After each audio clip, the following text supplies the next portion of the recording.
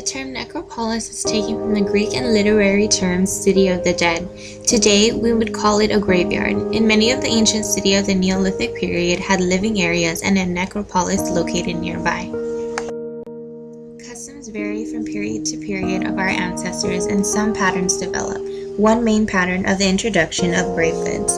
The burial customs and the introduction of grave goods from an archaeological standpoint has revealed much about our Neolithic ancestors, such as their wealth, religious beliefs, their station in the community, and their family.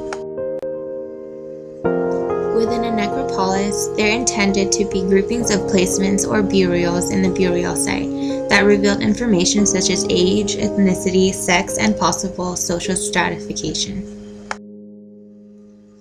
That is, poorer folks would be found in one area of the necropolis and the rich would be found in another. The amount of grave goods differed from the area to area, but the amount of grave goods above most of the standard graves seemed to be an indicator of social differentiation within the community. Commoners were not mummified like the rich of the ancient cities. Most often they were placed in sandholes. Most of the commoners were simply buried without common grave goods, though the top of the skull was always positioned towards the rising sun. As the ruling class developed, the necropolis took on new meanings as the ruler considered greater vehicles to take them to the afterlife. The first such tomb was a mastaba. These were bench-type mounds set up area uplands. These had various chambers to hold the ruler, his servants, his wealth and tools, all which was needed by him in the afterlife to live comfortably. The most famous is the Giza necropolis, also known as the Tomb of the Pharaohs.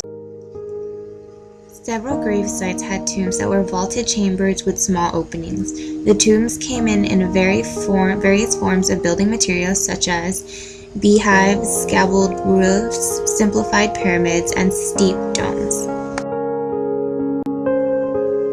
Taking a look at what this means for us today, scientists have excavated these cemeteries to learn more about their lives.